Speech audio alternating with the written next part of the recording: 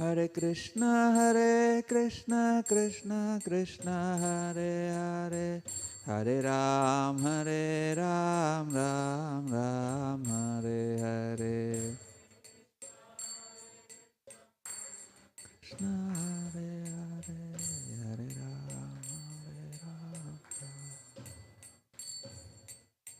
Hare Ram Hare Krishna Krishna Krishna Hare Hare, Hare Ram Ram Ram Hare Hare.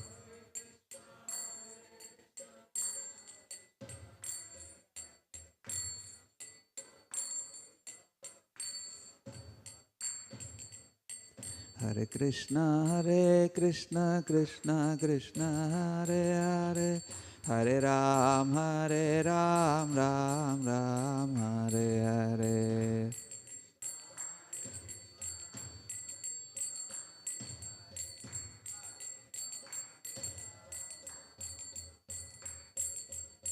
Radha Madan Mohan, Radha Madan Mohan, Radha Madan Mohan, Jai Radhe.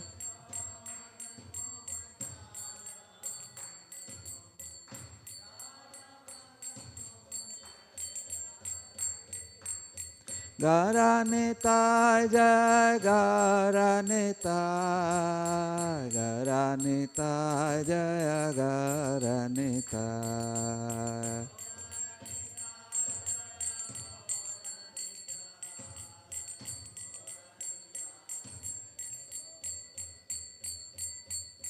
Jai Jagannath Swami, Jai Jagannath, Jai Baladeva, Jai Subhadra.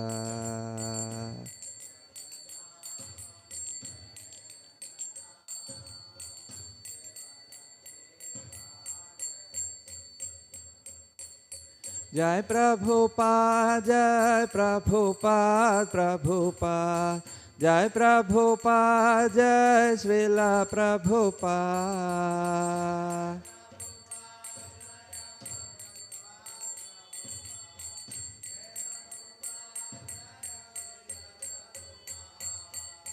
Jai Prabhupada, Jai Prabhupada, Prabhupada, Jai Prabhupada, Jai Srila Prabhupada.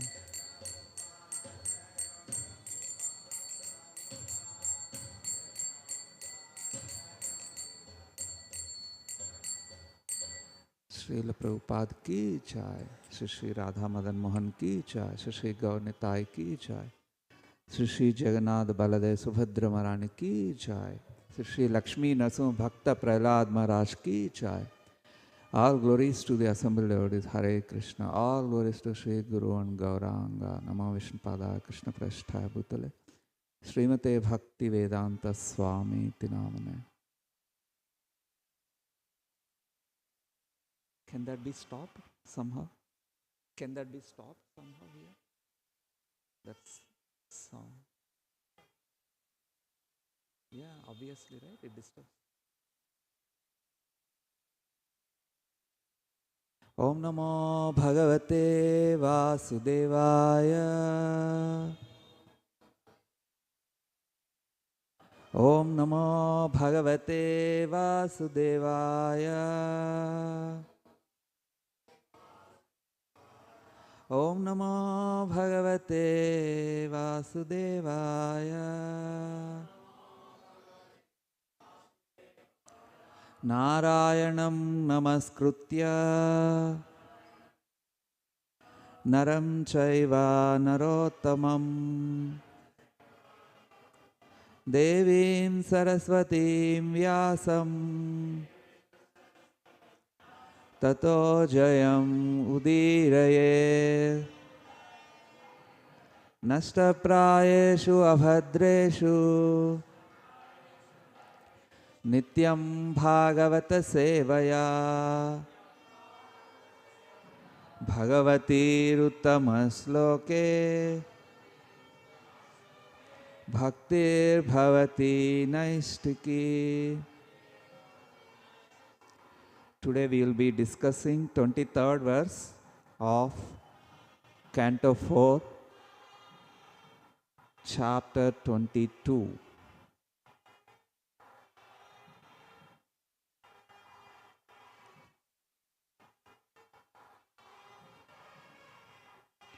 Ardhendriya Rama Sagostya Trushnaya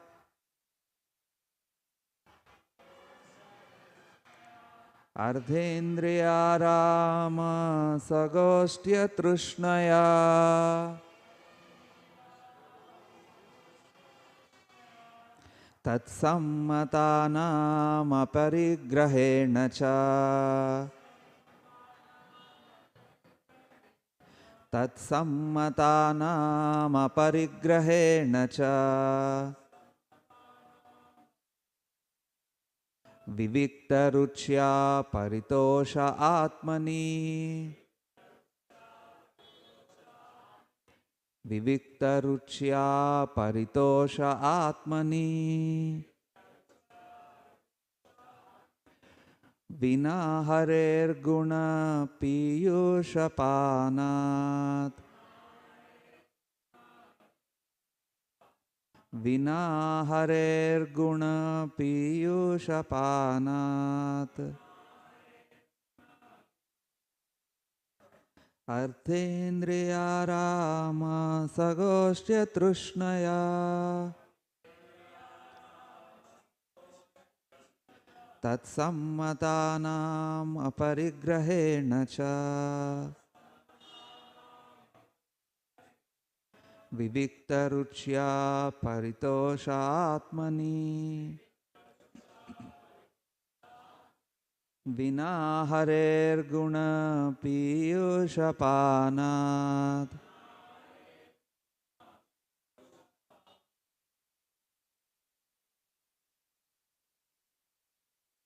Arthendriya Rama Sagostya Trushnaya Tatsammadanam aparigrahena cha Viviktaruchya paritoshatmani Vina harer guna piyusha panat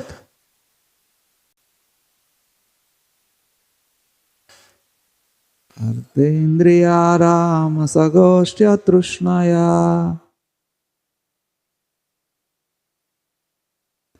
Tatsammadanam aparigrahena cha Viviktaruchya paritoshatmani Vina harer guna piyusha panat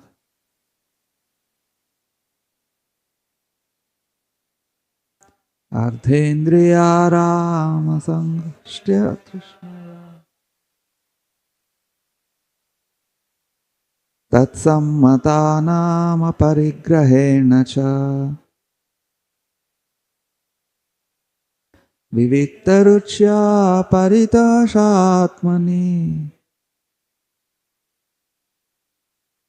Vina harer guna piyusha panat Artha, riches, Indriya, senses, Arama, gratification, Sagoshti, with their companion, Atrushnaya, by reluctance, Tat, that, Sammatanam, since approved by them, Aparigrahena, by non-acceptance, Cha, also, Viviktaruchya, disgusted taste, Paritoshe, happiness, Atmani, self, Vina, without, Hare, of the Supreme Personality of Godhead,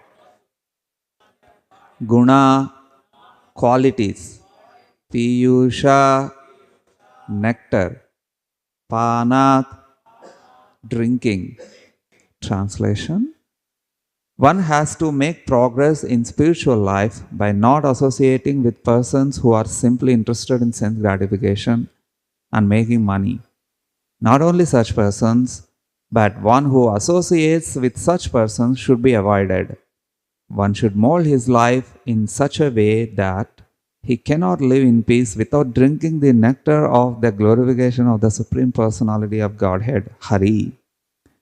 One can be thus elevated by being disgusted with the taste for sense gratification. One has to make progress in spiritual life by not associating with persons who are simply interested in sense gratification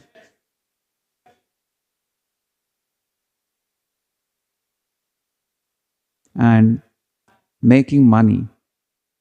Not only such persons, but one who associates with such persons should be avoided.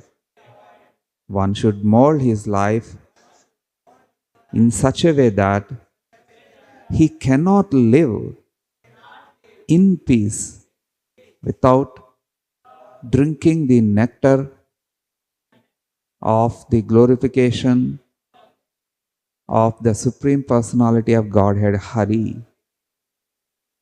One can be thus elevated by being disgusted with the taste for sense enjoyment.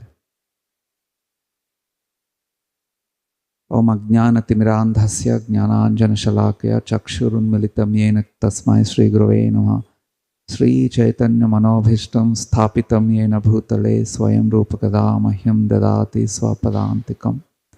It's a very long purport, but still we will go by it. In the material world, everyone is interested in money and sense gratification.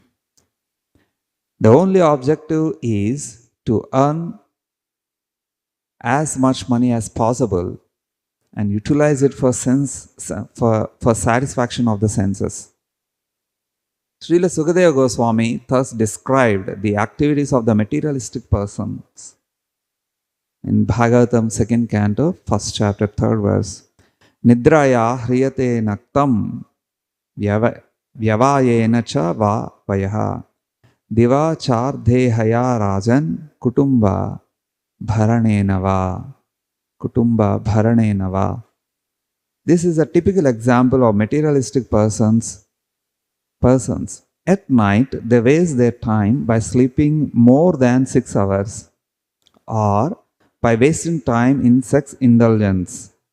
This is their occupation at night. And in the morning, they go to their office or business place just to earn money. As soon as there is some money, they become busy in purchasing things for their children and others. Such persons are never interested in understanding the values of life. What is God? What is individual soul? What is relationship with God? Etc. Things are degraded to such an extent that those who are supposed to be religious are also at the present moment interested in only in sense gratification. The number of materialistic persons in this age of Kali has increased more than in any other age. Therefore, persons who are interested in going back home, back to Godhead, should not only engage in the service of realized souls, but should give up the company of materialistic persons whose only aim is to earn money and employ it in sense gratification. They should also not accept the objectives of materialistic persons, namely money and sense gratification. Therefore, it is stated, Bhakti Paresha Anubhavo Viraktir Anyatra Cha, Srimad Bhagavatam 11th canto, 2nd chapter, 42nd verse. To advance Shri Shri Gaurnitai ki jai. Shri Shri Radha Madan Mohan ki jai. Shri Shri Jagannath Baladev Subhadra Marani ki jai. To advance in devotional service, one should be uninterested in materialistic way of life. That which is the subject matter of satisfaction for the devotees is of no interest to the non-devotees.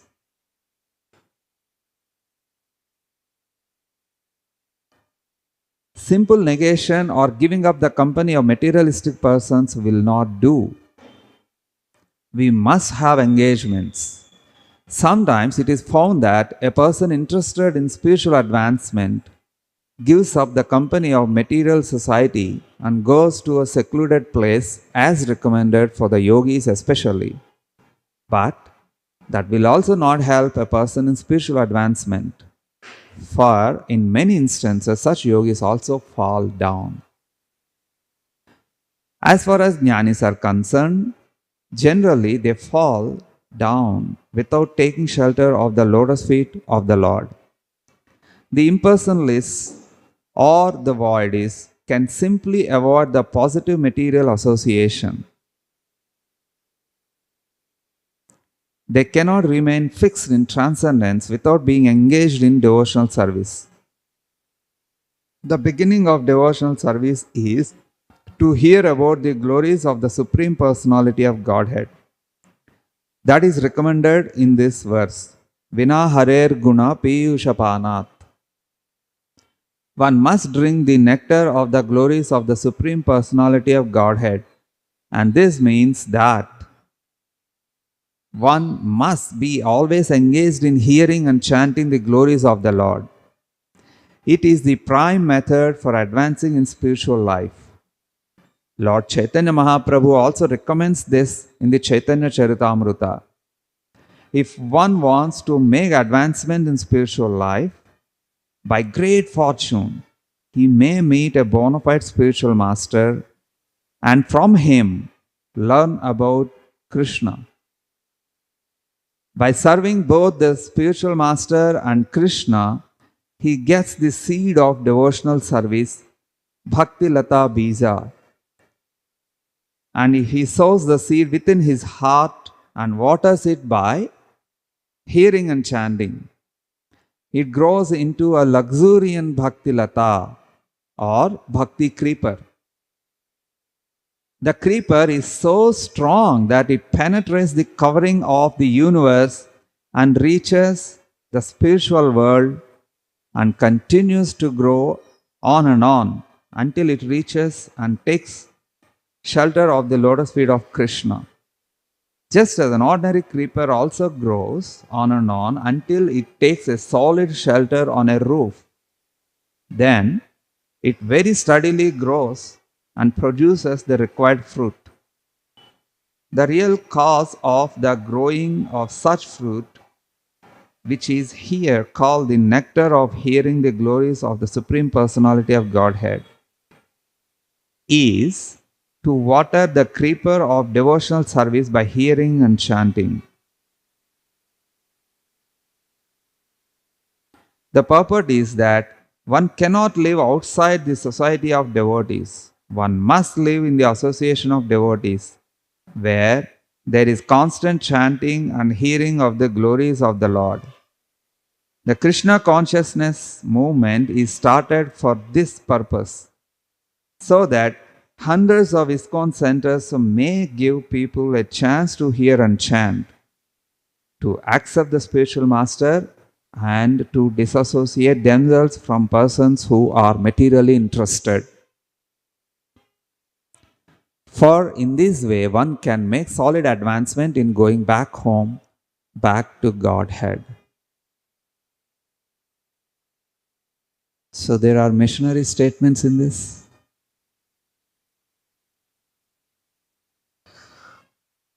The temples are meant, two things here Srila Prabhupada mentioned primarily. Somehow those who are coming, they have to accept a pure person as spiritual master and then learn about Krishna. And second one is create facilities so that they can disassociate themselves from the material attachments that they are facing outside the world. So these two are the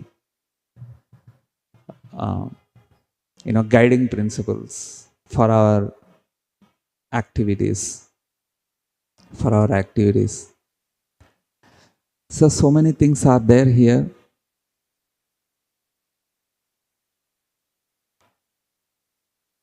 Four Kumaras, they started the process, explaining the process of devotional service, first by saying disassociation from the materialistic mentality or materialistic people. So usually when we hear the materialism, usually we think that the materialism is outside. Of course, that is true. Materialism is outside. That is true. But because of the conditioned nature, whatever the past we experienced, so because of that conditioned nature, the materialism, along with the outside, it is there till within the heart. So the mind, when the mind acts in a materialistic way, that is also considered as a materialistic association. It's not from the other persons. And I mean, not only from other persons. Other persons are just a means or instruments to, to make us understand, yeah, the ambience is a materialistic way. So that's a beginning. And when towards the end of the Four Kumaras' instructions or teachings, it's a highest, the top class bhakti. So these are all intermediary steps to reach the bhakti. Rupa Goswami, Nectar of Devotion, he gave various stages of bhakti, right? How many stages he gave? Total 9 stages. Right from the beginning of faith and to the prema stage. Right? So what will happen? What is the underlying thread of all these stages? The underlying thread is the initial step, that is Shraddha or faith. So that should be nurtured. So when that is nurtured, then all the things from one step to another step will move very, very smoothly. But now that Shraddha or interest or faith, we can translate it in different ways depending on the context. But how it will be without being disturbed? How it will be? There will be disturbances to the faith. There will be disturbances in interest in Krishna. So, to avoid such things, there should be a regular thing, that is hearing and chanting. And hearing and chanting, what? Hearing and chanting is not simply,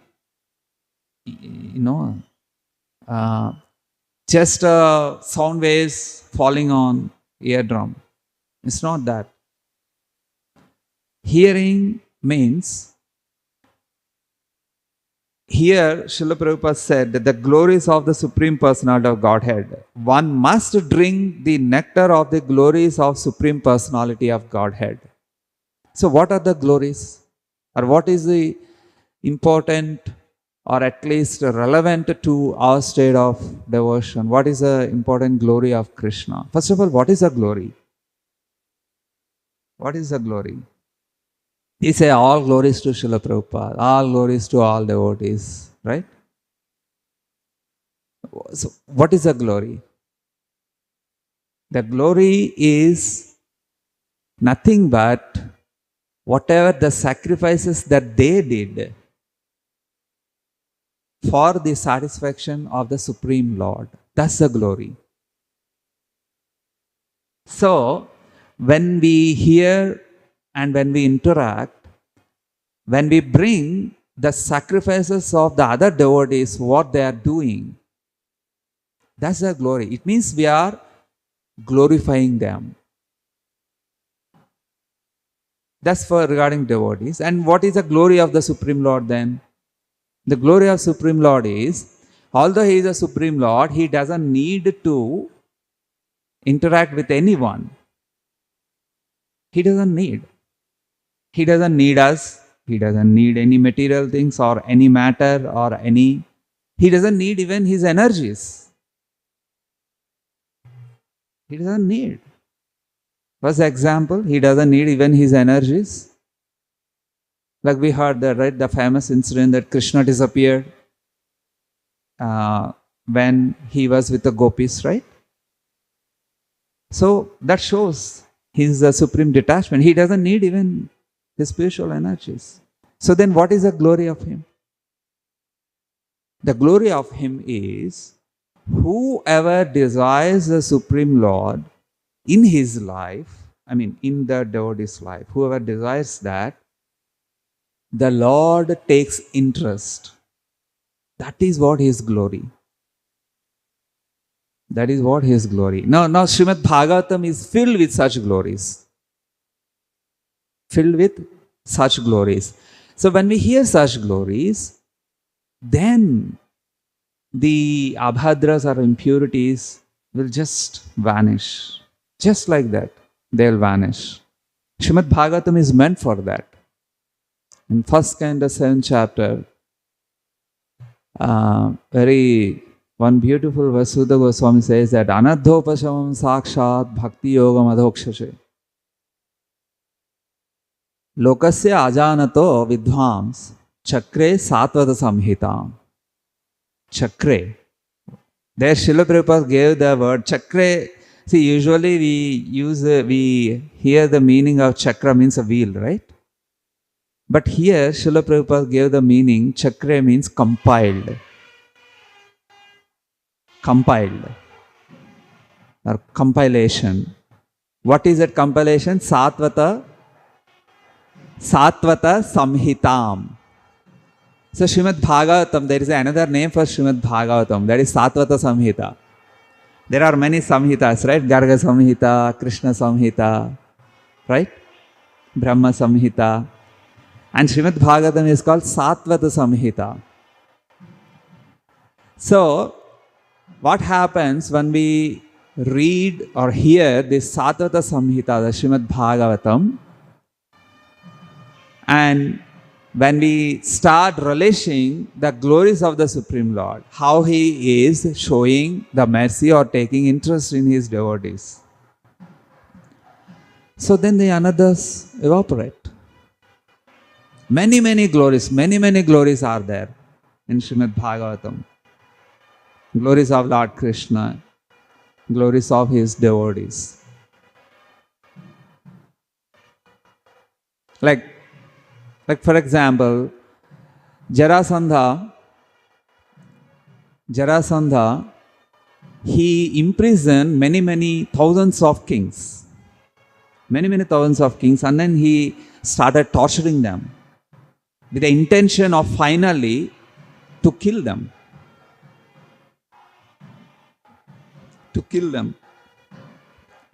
And those rulers, at least roughly 20,000 plus or 20,000 kings. His aim was 1 lakh.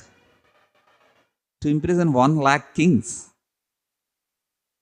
And all the kings, one by one, slowly, they started understanding the miseries of this world at that time. And then they sent a letter to Krishna. Somehow, although they were in prison, somehow they sent letter to Krishna. And Krishna heard their prayers. And Krishna went personally to Jarasandha along with Bhima and Arjuna. And then after killing Jarasandha, the kings who were imprisoned, they offered wonderful prayers saying that how they are entrapped by the materialistic life. And Krishna felt lot of compassion on them. See, to invoke Krishna's compassion, the soul has to recognize their, dark side of the heart. When they recognize the dark side of the heart, then Krishna shows the compassion. And that's what happened in their lives. They became very skinny, and they were not given water even to take bath for many years. Just imagine. And they were not given food, enough food.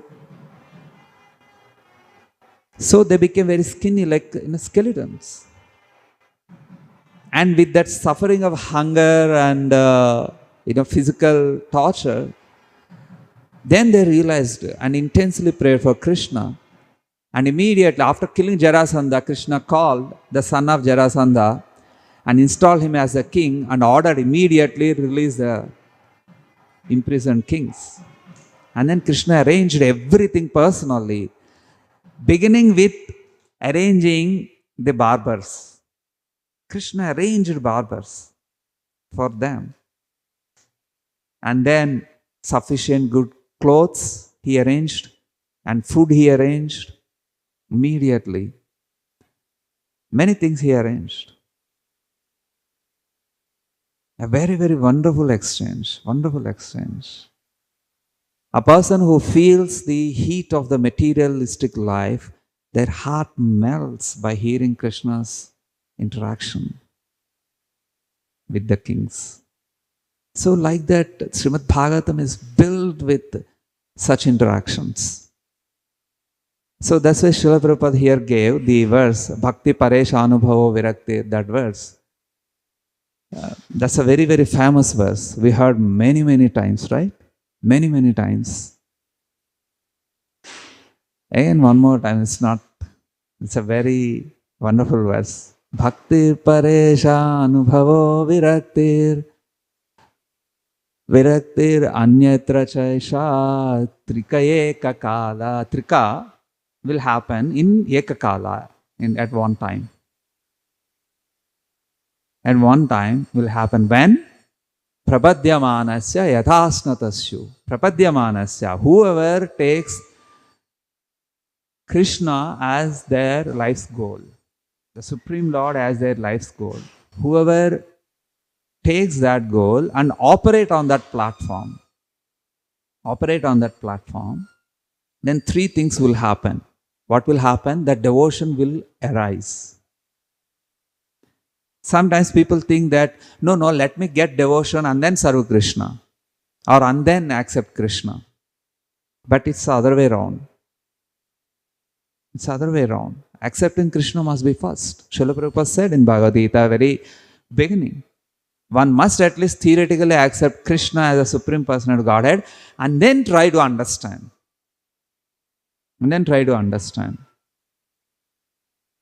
That's the process. That's a process. There's so many people who do PhD. What is the strategy of the PhD? First they propose a theory, and then somehow they want to prove it. If they cannot prove it, then they say, okay, my theory is wrong. Or there must be some adjustments to be done to the theory. And then with the adjustments, again they repeat. And then again conduct experiment, observe, and then prove the theory. So this is the approach. Similarly, exactly the devotional process also is like that. Otherwise, it's just like a blind faith. Blind faith has no scope in spirituality. There's no scope. Blind faith means, I believe it, so that is true. That's a blind faith. It's not I believe, so it is true. The real faith is, what is true, that we should begin to believe. That's the reality. So, what will happen to those who surrender to Krishna, bhakti, the devotion will arise? Paresha Anubhava. Who is Paresha? Supreme Lord, Krishna. Para Isha. Bhakti Paresha Anubhava. Anubhava means experience. So what they experience, those who keep Krishna as a goal, they experience the loving nature of Krishna. In other words, if one, how to check, devotion is check and balance, right? We check something in our heart and then we move, right? So one of the checkpoint is, are we getting that paresha anubhava or not? Are we day by day, ever increasingly, are we able to realize the loving nature of Krishna or not? Loving nature of devotees or not? That's a checkpoint. If that is not there, it means the goal is not Krishna in our life. Goal is something else. Whatever that something else is. Many something else's are there. And that will come in the last paragraph, last portion of the purport. Many things will come. So bhakti paresha anubhava viraktir anyatra. So detachment in everything else. So these three will happen same time. And then the analogy is food. Right? Tushti, pushti, kshudapayana, anughasam. Ashnata. Ashnata means eating or taking. So whenever we take food, three things will happen, right? Tushti, satisfaction, pushti, nourishment, kshudapayana means cessation from hunger, means hunger will go away or is stopped. So Jiva Goswami compared those three with the first initial devotional items 3 with the 3 when we take food. What is that? Tushti, satisfaction, that's devotion. So when one do devotion, the satisfaction will come. But then what is the nourishment? What is the nourishment in our devotional service? Of course, hearing and chanting, that is true. That's a nourishment. But what will happen when hearing and chanting happen? The paresha anubhava should happen. So the paresha anubhava is compared to pushti, the nourishment. And then viraktir anyatra, the cessation from hunger, that is kshudapayana. Kshudapami, stopping, the hunger stops. So similarly, the attachment to the other things other than Krishna and devotees, that will be stopped. So when these things are happening, sure, we are on right track. On right track. So this hearing and chanting, how they work is, they work as the water for the bhakti seed. Water for bhakti seed. So when we pour water to the required plants, what will happen? The required plants take water, absorbs water, and then they grow, right? But at the same time, something else also will happen. Surely will happen. Surely. What is that? Weeds. Right? Weeds will grow. So weeds will definitely grow. So what are those weeds? Those weeds are anarthas. So anartha upashamo sakshat. So this anartha is related to that. So what is anartha? Anartha is something which blocks our progressive path on devotional service, or the progressive devotional service on the path. So that's anartha. Anartha means not required. Not required. Artha means required. Sometimes money is required. That is why money is compared as artha. Meaning is required. Right? When a word is there, the meaning is required for us. That is why it is called artha. So artha means required. Anartha means not required. So these anarthas, anarthas also will grow. And another, in other words, the the watering by hearing and chanting means the faith we are investing. So that faith will be absorbed by anarthas or the other weeds or the weeds. So then the nourishment naturally will not go to the main plant, which is bhakti. Sometimes some animals come and pluck the main plant. Meaning, sometimes some ferocious people will come and try to erase our faith. So, these anarthas are because of not nurturing the faith carefully. All the water, somehow all the water must go to the main plant. So, anarthas must be removed. Now, to remove the anarthas, how to remove? If we sag them or cut them by keeping the roots, they will not go. Right? The anarthas or weeds must be taken out, by uprooting. Roots also must be removed. Roots also must be removed. So when root must be removed, it means we should know the root. In other words, the anarthas, to remove to give up the anarthas, we must know the root of anarthas. So the root of anarthas, Vishwanath Chakravarti Thakur gave 5. 5 roots of anarthas. Of the 5, the very first one is ignorance. Ignorance is a very, very primary root of anarthas. So what is the ignorance? Ignorance of Krishna Tattva, ignorance of qualities, ignorance of the Supreme Lord. Ignorance means covered knowledge,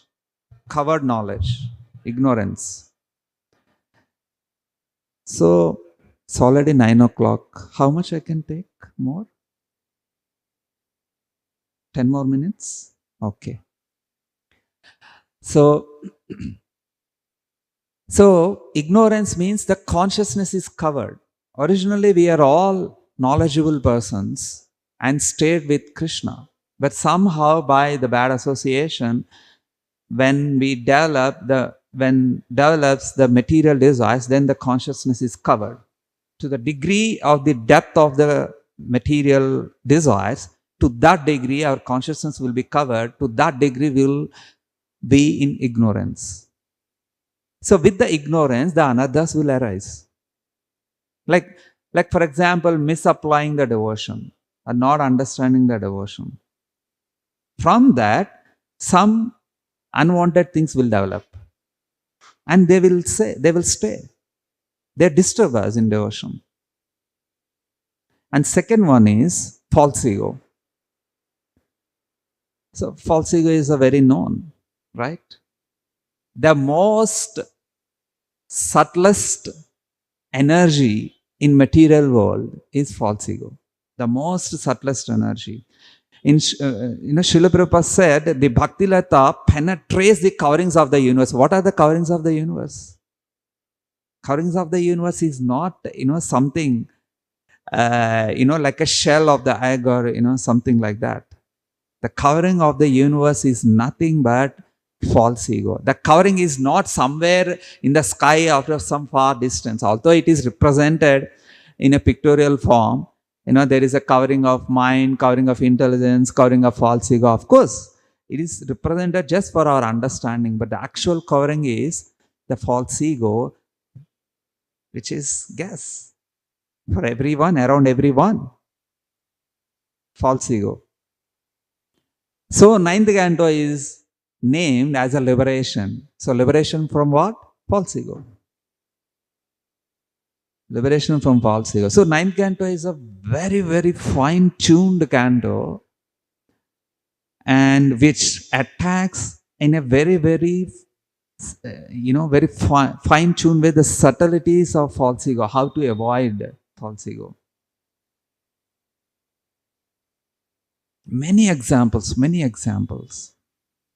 Like for example, Devayani Sharmishta. Why Devayani became upset with Sharmishta? Very, very simple thing. Sharmishta took the clothes of Devayani and wore them to cover her body because Lord Shiva was passing through. So Sharmishta wanted to, cover her body.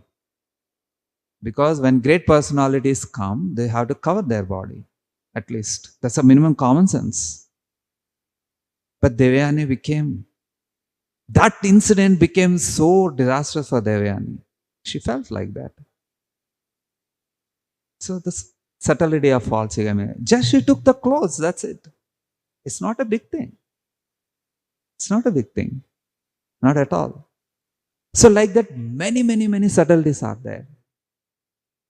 So that's a second one, false ego, avoiding false ego. And third one is raga, attachment. So, so when one develops the attachment, why attachment is developed? Attachment is developed is because not understanding something that we are attached is coming from Krishna.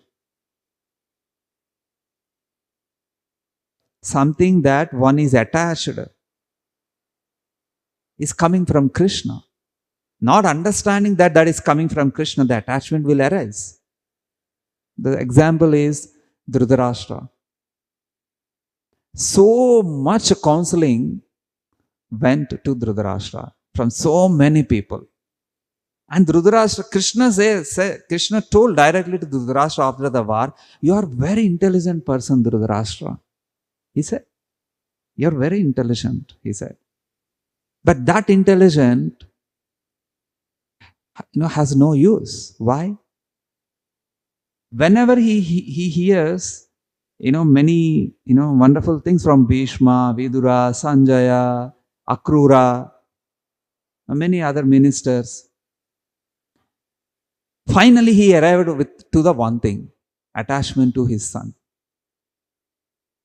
And he says, and he feels that I am unable to go against my son. Then why that attachment arised? It's because not having the Paresha Anubhava, if we say. The Paresha Anubhava. That's fail. If that experience is not there, what is that?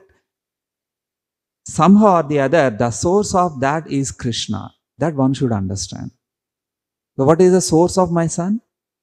Krishna.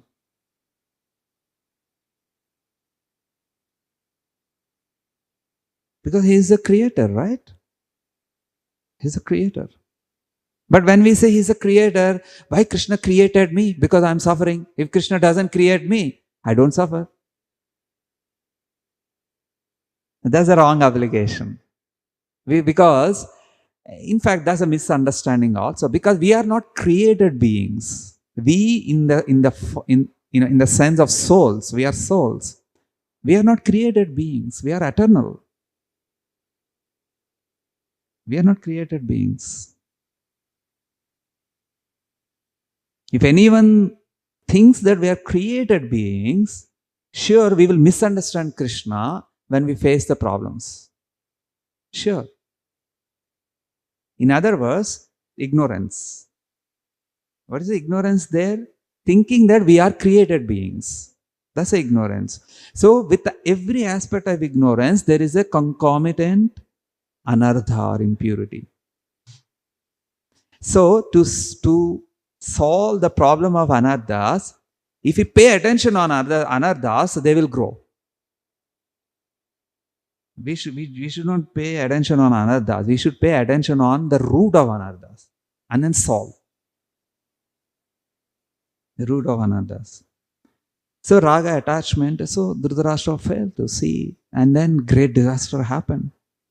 Great disaster happened.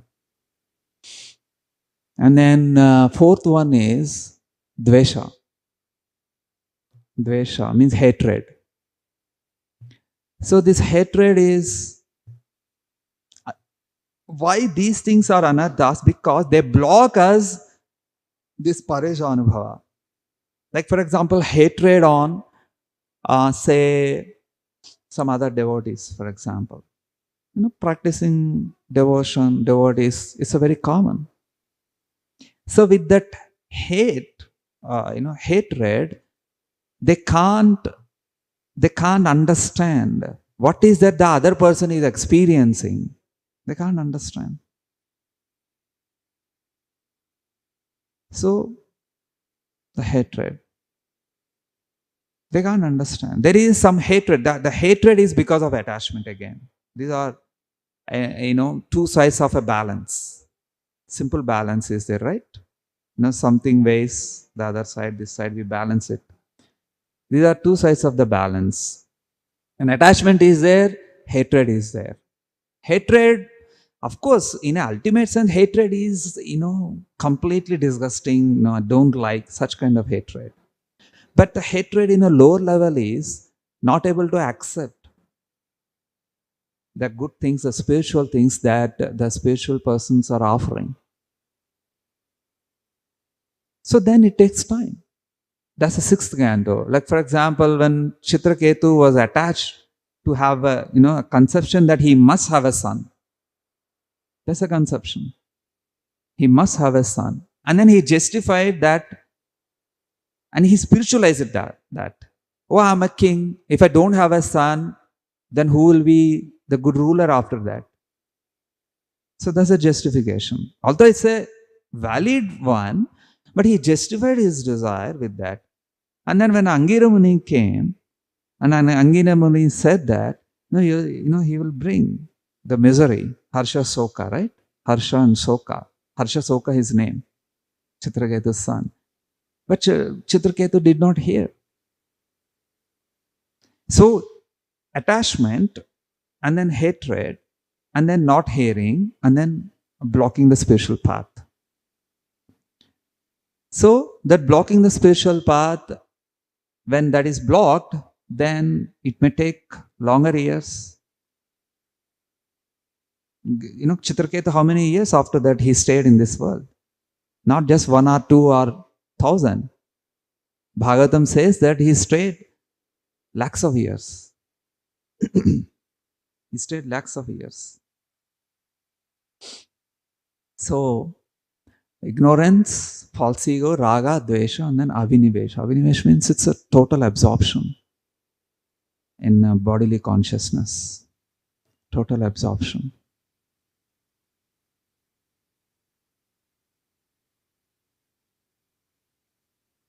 So, one have to very carefully, there's so much discussing in this aspect of weeds and pouring water of hearing and chanting. Hearing and chanting. Hare Krishna. What is that? How many roots for anadas? Primarily, this is one category, the 5. There is another category. The another category is anadas arise from our sinful activities. Somehow, fortunately, we came to Krishna consciousness.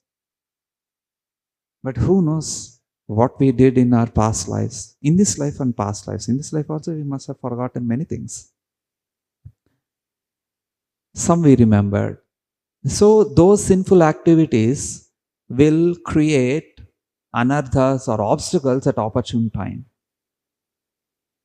And anarthas arise from pious activities. That's also anartha. How they are called anarthas? Anarthas arise from pious activities. At some point of time, this is a very, very interesting topic. Anarthas arise from pious activities. Very interesting.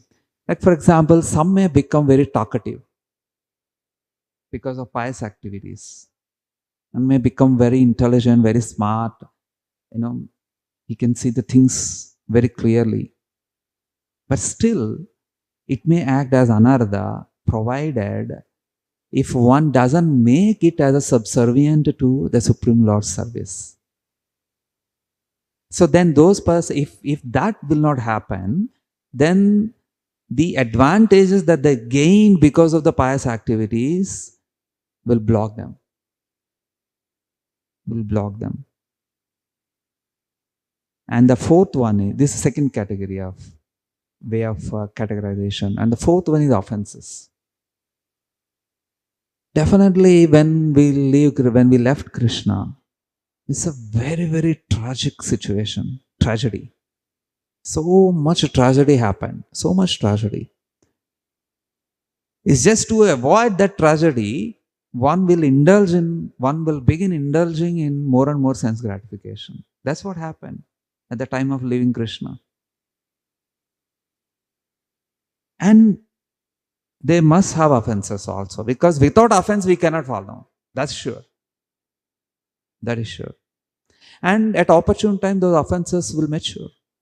Uh, I'm not sure who said Jiva Goswami or Vishnu Chakravarti Thakur, I'm not sure, but they made a comment on Bharata, the son of Rishabha. It's because of one of the offense somewhere in past lives, that offense matured when he protected the deer. And immediately he is covered by ignorance that he is a real protector than Lord Krishna. So then he started protecting the deer. Of course, it's a Kshatriya nature. Protecting is not the problem. But thinking that he is a lonely protector than Krishna for every living being, that's the problem. So his past offense actually covered him. And the cost is 2 more lifetimes. 2 more lifetimes. There is a cost for every anartha, by the way. There is a cost for every anartha. If it's a simple anartha, simple cost. If it's if it's an anartha which influences so many fields of our activities, cost is very heavy. That's another way of understanding anarthas. So, and the fifth one is anarthas arise by practicing bhakti. This is another interesting point. How come practicing bhakti arise anarthas? It's possible. It's possible. Because bhakti means, as earlier we discussed in one of the class, when one practices bhakti in a very serious manner, 3 things will come. 3 things will come. Labha, advantages, puja and pratishtha. So these 3 things will arise as anarthas. I mean, in a deeper sense, it's not because of bhakti. See, practicing bhakti, they will arise. But then practicing bhakti means one should do bhakti to gain more bhakti. One should do bhakti to gain more bhakti. That's the only bhakti. If one does bhakti to gain something else, then that's not bhakti, right? It disqualified. Anyabhilashita is not there. Abhilasha is there. So that's a disqualification. So one should do bhakti to gain more bhakti. Now when one does bhakti, then Labha Puja Pratishtha will come. But then when one misapplies that acts as anartha. That acts as anartha. Hare Krishna. Srila Prabhupada ki jai. Any comments or questions? Anyone? No? Okay. Srila Prabhupada ki jai.